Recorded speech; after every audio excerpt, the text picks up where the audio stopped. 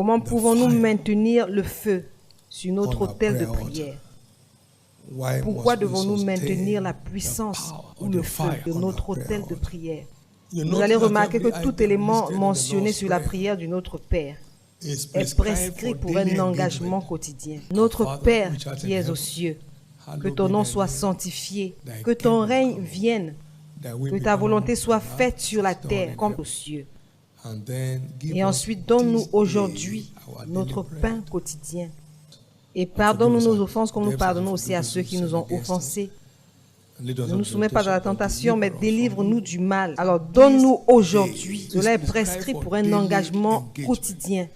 Alors dans Matthieu 6, 34, la Bible dit « À chaque jour suffit sa peine ». Et donc, délivre-nous du mal doit être notre prière quotidienne. Que ton règne vienne doit être une prière quotidienne. Tous les éléments sur ce schéma de prière sont prescrits pour un engagement quotidien. Pourquoi devons-nous maintenir le feu sur notre autel de prière?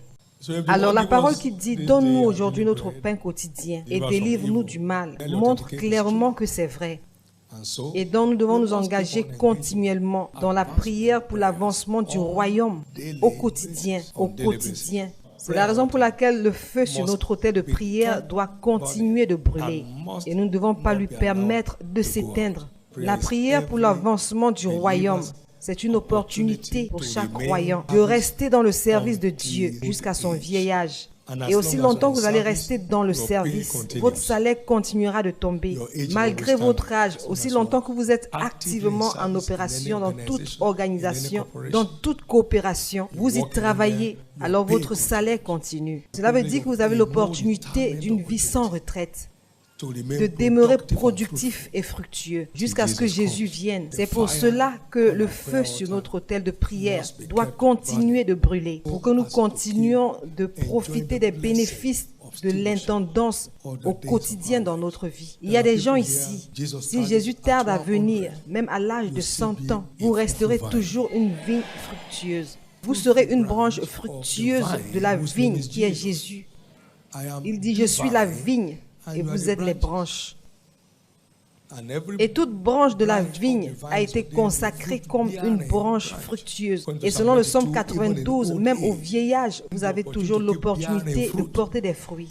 Même à un vieil âge, Anne avait 94 ans. Elle servait le Seigneur fidèlement dans la prière et le jeûne au quotidien. Luc chapitre 2, verset 37. Alors c'est notre vie de service à Dieu qui nous donne l'opportunité à rester au service pendant toute notre vie. Toute une vie de service à Dieu. Arrivé à un moment, la prière devient comme si vous étiez juste en train de parler. Amen. Vous êtes tout simplement au contact avec Jésus. Vous ne pouvez pas être défaillant quand vous êtes activement au service. Alors vous feriez mieux de mettre tout en place pour que la prière devienne un style de vie pour vous. À partir de maintenant. À un moment donné, vous allez rassembler vos enfants, vos petits-enfants, vos arrière-petits-enfants, vos arrière-arrière-petits-enfants. Et vous allez parler sur leur destinée et leur prospérité avec clarté dans votre esprit. La Bible dit, celui qui marche avec les sages sera sage. Vous ne pouvez pas marcher avec Jésus et rester en bas. C'est pourquoi nous devons marcher avec lui. Une très grande raison pour laquelle nous devons maintenir cette flamme allumée est que c'est risqué d'être vide spirituellement. Le vide spirituel est un risque. Le vide spirituel est un risque pour notre marche avec Dieu. Matthieu 12, 43 à 45. Lorsqu'un mauvais esprit quitte un homme, il va dans les lieux arides, à la recherche de repos, mais lorsqu'il n'en trouve point, il dit, laisse-moi faire demi-tour. Je vais retourner dans la maison d'où je suis sorti. Et lorsqu'il y arrive, il la trouve propre, balayée et ornée. Et donc, il retourne à la recherche de cet esprit, plus méchant que lui-même. Et il y entre et il demeure. Et l'état de la vie d'un tel individu est pire que le précédent. Il en sera de même pour cette méchante génération. Être vide spirituellement est un risque. Cela rend le croyant vulnérable devant le diable. Être vide spirituellement est un risque. Vous devez garder votre feu allumé. Aucun diable ne peut occuper une place qui ne lui a pas été donnée. La Bible dit ne donnez aucune place au diable. Et pour ce faire, vous devez occuper la place. Occupez la place avec Jésus. Et le diable n'aura pas de place. Éphésiens 4, 47. Si quelqu'un n'est pas activement engagé pour Dieu, il pourrait finir comme un instrument dans les mains du diable. Si vous n'êtes pas activement engagé, il dit, nous ne sommes pas ignorants de ces ruses. La nature a horreur du vide.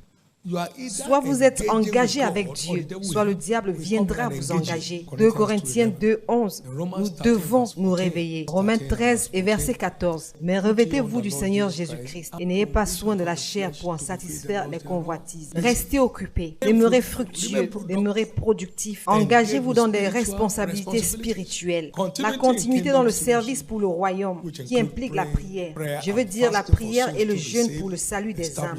Leur établissement dans la foi. Et la prière pour l'Église garantit des récompenses aussi bien présentes qu'éternelles. Jésus a dit lequel est le plus grand. Est-ce celui qui est au service ou celui que l'on sert? Il a dit celui que l'on sert ne paraît-il pas plus grand? Mais non, je suis parmi vous comme celui qui sert. Alors les plus grands dans le royaume sont ceux-là qui sont en réalité en train de servir activement. Peu importe combien vous criez pour de l'aide, cela ne garantit pas que vous aurez de l'aide. Vous ne pouvez pas prier pour avoir un salaire alors que vous n'êtes pas en train de travailler. Vous ne pouvez pas les lier. Je te lis, Nestlé.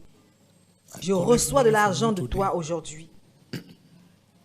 Toi, montagne appelée Nestlé, écoute la parole du Seigneur. Vous dites, je dois être payé. Pourquoi? Je suis employé ici. Comment? En esprit. Il a alors dit au sujet de l'éternité, verset 28, « Vous êtes ceux qui continueront avec moi dans mes tentations, et je désignerai pour vous un royaume, tout comme mon Père m'a désigné, afin que vous puissiez manger avec moi à ma table, dans la maison de mon Père, et que vous asseyez sur des trônes, jugeant les 12 tribus d'Israël. » Alors, servir les intérêts de Dieu n'apporte pas seulement les retombées dans les temps présents, mais cela s'accompagne d'une intronisation éternelle. Restez impliqués. Prophétiquement, une armée de géants sera suscitée dans cette commission. Sur la plateforme du service de la prière pour l'avancement du royaume cette année, Daniel a été élevé. Il a été élevé sur la plateforme de la prière. Quand il a prié, le ciel s'est présenté et un roi s'est prosterné et l'a adoré. Il est devenu le plus recherché. Sa force se trouvait sur l'autel de la prière. Que l'autel de prière de chacun revienne en vie. Et que l'autel de prière de chacun reste en vie au nom de Jésus-Christ. Pourquoi Dieu exauce les prières en satisfaisant nos besoins? Il récompense toutes les prières pour l'avancement du royaume que nous faisons. Alors, satisfaire vos besoins, c'est une bonne chose. Mais la récompense couvre vos besoins et va au-delà de vos besoins. Il dit, le Dieu que vous priez dans le secret vous répondra comment? Publiquement. Alors les prières pour l'avancement du royaume nous qualifient pour des récompenses, tandis que les prières de requête qui visent la satisfaction de nos besoins ne nous qualifient que pour des réponses. On ne peut pas comparer une récompense avec une réponse. Plusieurs personnes dans cette église vont opérer dans la dimension des récompenses publiques à partir de maintenant. C'est-à-dire des récompenses que l'on ne peut pas nier. On saura que ça, c'est la main de Dieu. Ça, c'est le doigt de Dieu. À un moment donné, les magiciens sont venus et ils ont dit à Pharaon, ça c'est la main de Dieu, nous ne pouvons pas aller plus loin. Nous ne pouvons pas compétir avec ces gens. Ils ont changé de niveau, ils sont montés en puissance, ils sont dans une autre dimension. Ça c'est le doigt de Dieu.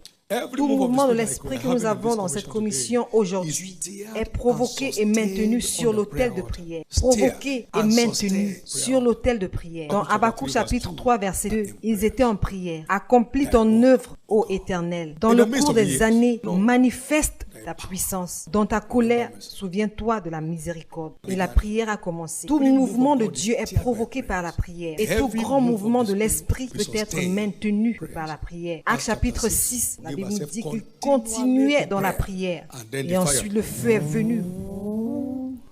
Nous sommes également avertis de ne pas nous lasser de faire ce qui est recommandé, car nous moissonnerons au temps convenable si nous ne nous lassons pas. Restez juste en accord avec la vérité. Dieu ne ment jamais. Quand vos nuages seront remplis, la pluie tombera.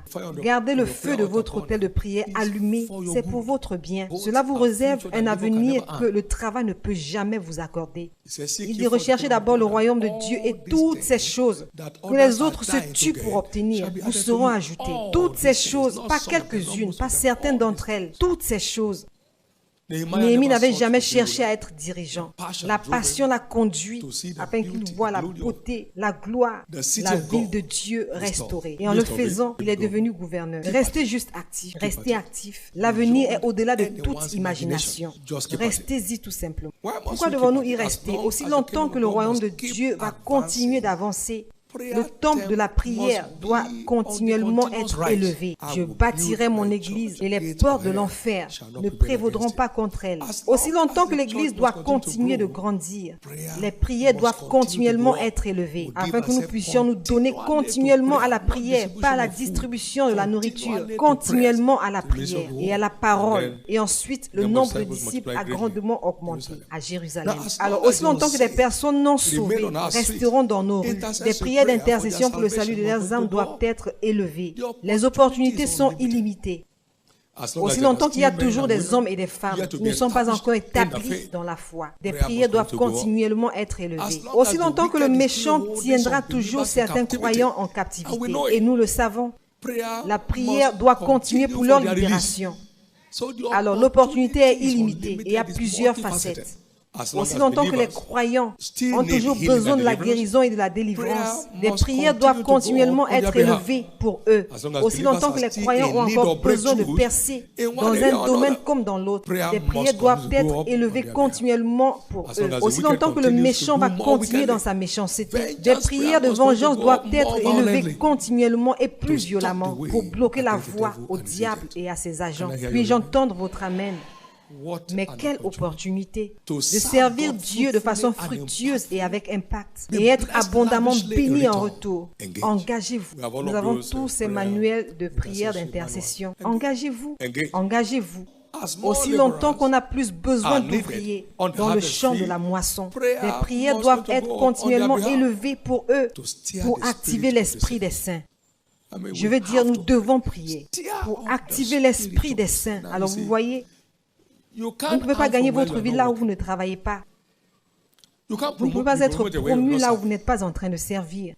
Le christianisme restera immobile jusqu'à ce que vous compreniez le mystère du service pour Dieu.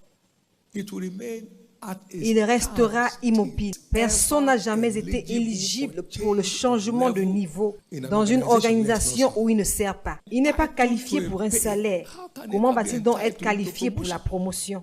Ce qui embellit le christianisme, c'est votre investissement dans l'avancement du royaume. Sinon, vous allez continuer de mendier. Vous ne pouvez pas mendier pour un salaire là où vous travaillez. On vous paye avec dignité. Si vous n'y travaillez pas et que vous faites la queue dans le bureau du DG, chaque matin, vous dites que vous voulez voir le DG. La secrétaire l'en informe et le DG dit non, non, je ne vais pas le voir. Ou alors il dit s'il veut me voir, il doit attendre. Vous y attendez jusqu'à la fin de la journée. Le DG termine et il prend son sac. Salut, comment allez-vous? Qui êtes-vous, s'il vous plaît? Il ne vous connaît pas. Plusieurs croyants attendent en mendiant au lieu de se courber en marchant. Courbez-vous et marchez.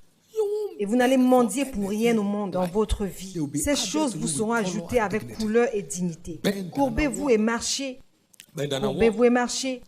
La prière mettra à votre disposition une plateforme pour des percées sans bruit. Des percées sans bruit.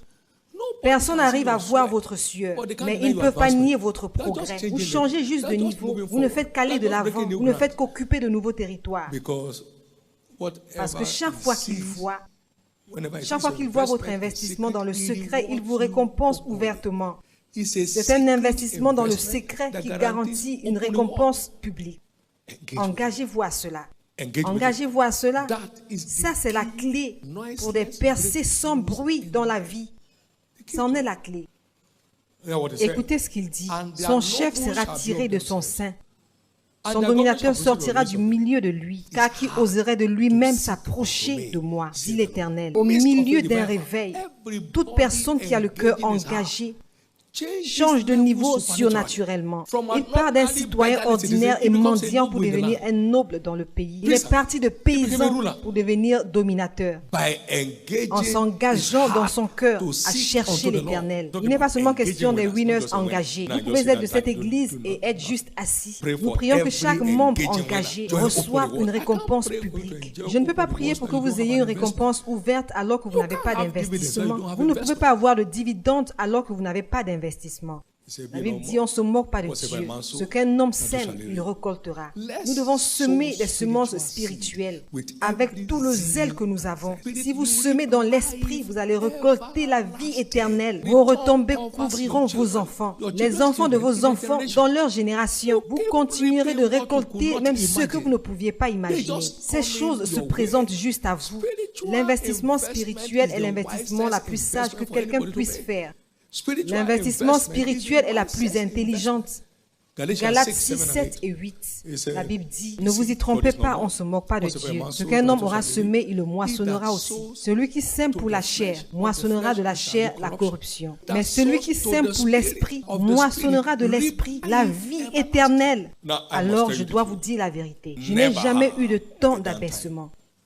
Si quelqu'un abuse de moi, je vais juste en profiter, car c'est ça son ministère. Si vous devez accomplir votre ministère, je n'ai pas de problème. Mais j'ai mon ministère à moi. Mon ministère, c'est d'avoir pitié de la personne et voir comment Jésus va la toucher et changer sa vie. À chacun son ministère. C'est ce qu'on appelle la vie. La vie, la vie. Ça ne va pas, ne vous inquiétez pas, ça va marcher. Vous êtes dans la joie. Vous êtes dans la paix. Vous êtes juste à point dans le plan de Dieu pour votre vie. Alors, c'est votre tour. Vous devez garder votre feu allumé. Je vous dis quelque chose. Plusieurs ont reçu des miracles dans le passé. Maintenant, ils vivent avec des obstacles. Ils sont la personnification des difficultés. Pourquoi? Ils ont reçu le miracle et ont fui. Ils ont fui Jésus qui le leur a donné. Satan a dit, viens et viens, je serai un meilleur ami. Il dit, viens ici, allons faire le voyage ensemble. Alors, il reçoit la bénédiction et gaspille la bénédiction. Avec le diable, il dit, Dieu, Dieu, Dieu, où es-tu? Le diable dit, je sais, tu es quelque part. Peux-tu goûter à de la cocaïne? Maintenant, il est sous l'influence de la cocaïne. Pourtant, un miracle était à l'origine de sa descente en enfer. Vous feriez mieux de garder votre service actif, afin que Satan ne vienne pas gaspiller votre vie. Gardez-le actif. Gardez-le actif. J'ai vécu sous l'alliance de Matthieu 6, 33 depuis 1976. Je profite de ma vie au maximum. Pas de maladie, pas d'infirmité, pas de douleur, pas d'épuisement, pas de peur. J'ai zéro peur vis-à-vis de toute chose et vis-à-vis de tout homme. Zéro peur face à tout diable. On appelle cela la vie éternelle. Vous n'allez pas la rater. Vous n'allez pas la rater. Et je peux vous le dire, le cycle de la prière est l'arme principale livrée à cette commission pour délivrer un nouvel ordre de la croissance de l'Église, tel que nous ne l'avons jamais connu en tant qu'Église et tel qu'il n'y a jamais eu sur la planète Terre. Nous allons l'enfanter à l'autel de la prière. Alors que chaque individu prendra sa position forte, si bien que pendant que je fais cette prière, Jésus, que quelqu'un soit attiré de quelque part et qu'il se retrouve dans ta présence le dimanche et sauve-le. Amen.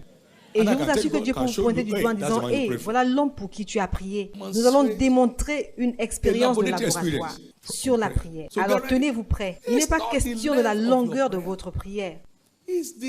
Il est question de la dimension de la foi que l'on engage dans la prière. C'est la ferveur de l'esprit impliquée.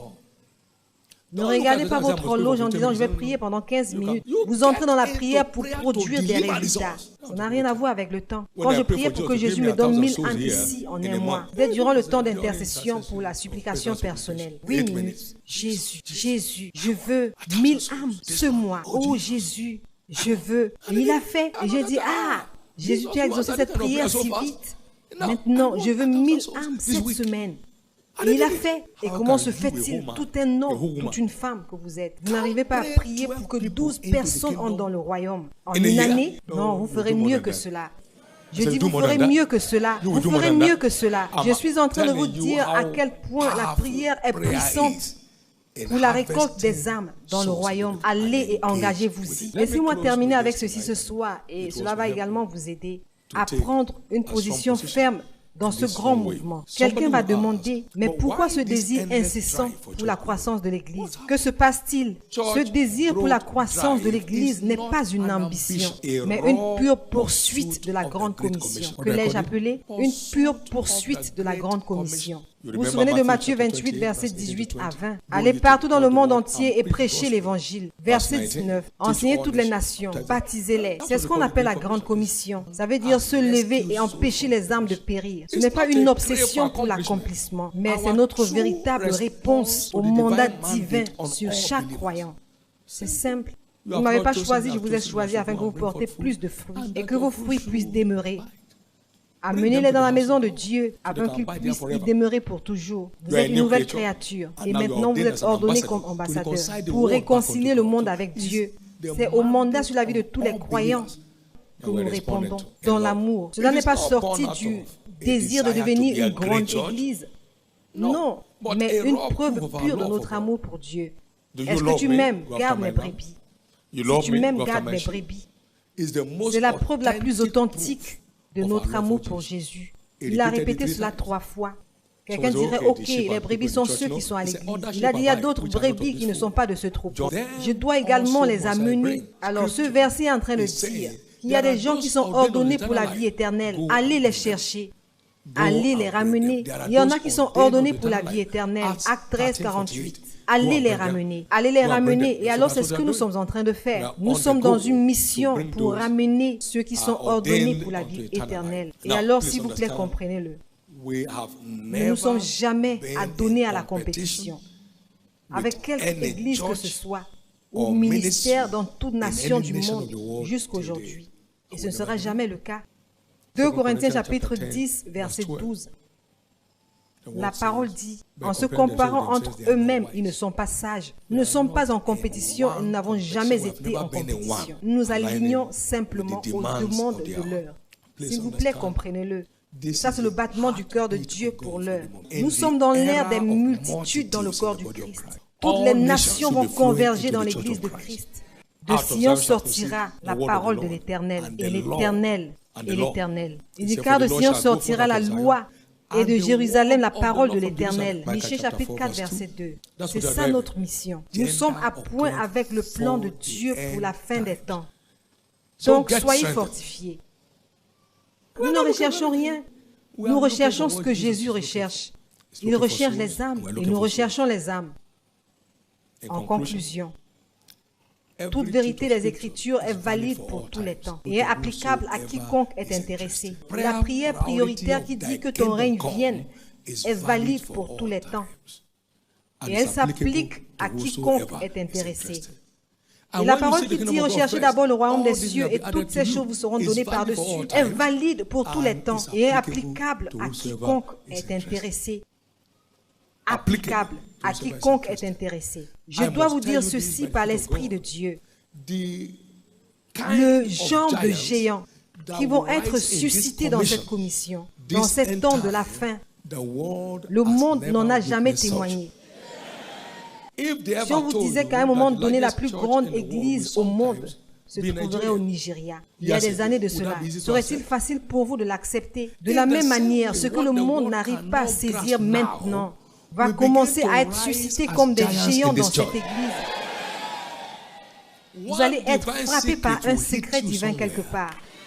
Et cela va vous ouvrir les portes du monde comme un rêve dans la nuit. Engagez-vous. Augmentez votre niveau d'engagement de jour en jour. Engagez-vous. Vous n'allez pas le chercher, vous n'allez pas le demander. Cela vous sera simplement ajouté. Cela vous sera simplement ajouté. Quelque chose est en train de se passer dans votre vie. Donc, oubliez votre situation et exécutez ces tâches et regardez comment Dieu va prendre le contrôle de vos problèmes, comme s'ils n'existaient pas, comme s'ils n'étaient pas réels. C'est à votre tour de recevoir les meilleures choses du royaume en ce moment. Ne laissez aucun diable vous éteindre. Vous êtes sur la bonne piste avec Jésus. Vous êtes sur la bonne piste avec Jésus. Vous êtes sur la bonne piste avec Jésus. Vous êtes sur la bonne piste avec Jésus. Alors, soyez très personnel. Le Seigneur m'a parlé en disant, insiste sur l'engagement personnel pour un avancement personnel cette année.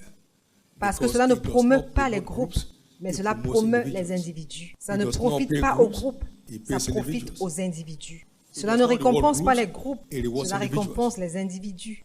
S'il vous plaît, soyez personnel dans votre engagement. Ne laissez aucun diable vous priver de cette opportunité unique que vous avez au milieu de tout réveil.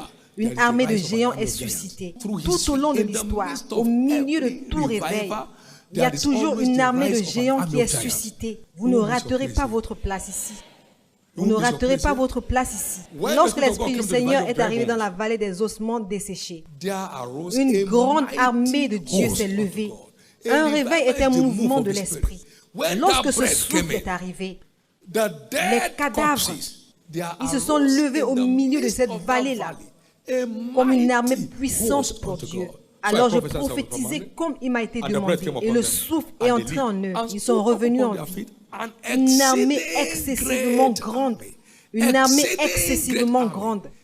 Ça, c'est le but ultime de tout réveil. Amen. Il provoque et suscite une armée extrêmement grande. Je suis le produit d'un réveil. Je sais de quoi je parle. Amen. Cette voix est entendue partout dans le monde entier aujourd'hui. Partout dans le monde entier aujourd'hui. Partout dans le monde entier. Partout dans le monde entier. Y compris les nations arabes. Partout dans le monde entier. Ils forment des groupes qui se rencontrent pour écouter les messages. Ils ont des témoignages.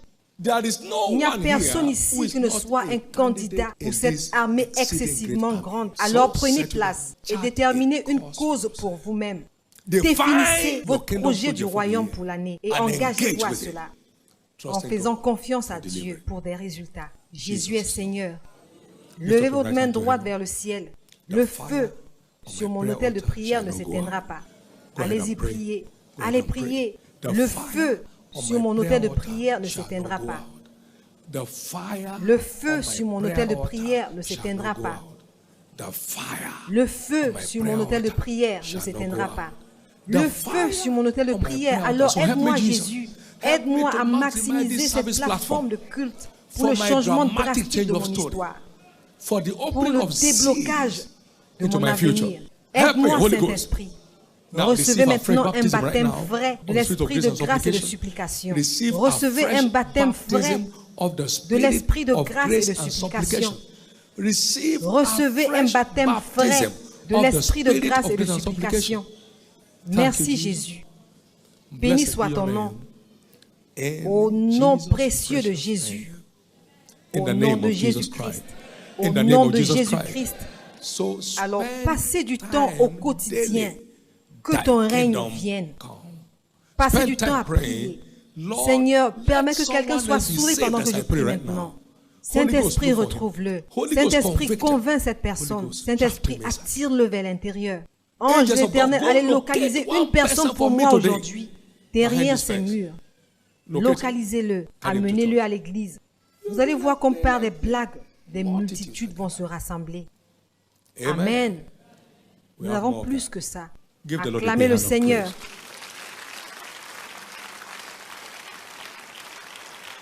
Amen. Vous savez ce qu'il a dit? Si vous me servez, je bénirai votre pain et votre eau. Vous n'allez pas pleurer pour cela. J'éloignerai la maladie de vous. Vous n'allez pas me supplier pour cela. Aucun d'entre vous qui me sert ne sera stérile. Vous n'allez pas pleurer pour cela. Le nombre de vos jours, peu importe qui vous remord, je l'accomplirai. Que d'autres voulez-vous? Et Anne servait Dieu sur l'autel de la prière. Alors j'ai un secret. Je peux donc servir Dieu pour atteindre une dimension où je ne manque de rien. Une dimension de non-mendicité, une dimension de non-emprunt. Je peux servir Dieu pour atteindre une dimension de non-maladie, non-stérilité, pas d'avortement des efforts. Je peux servir Dieu pour la longévité, pas par tâtonnement. Tout ce dont vous avez besoin se trouve dans le fait que vous donnez à Dieu sa place. Donnez à Dieu sa place. Merci Jésus. Une fois de plus, acclamez-le encore.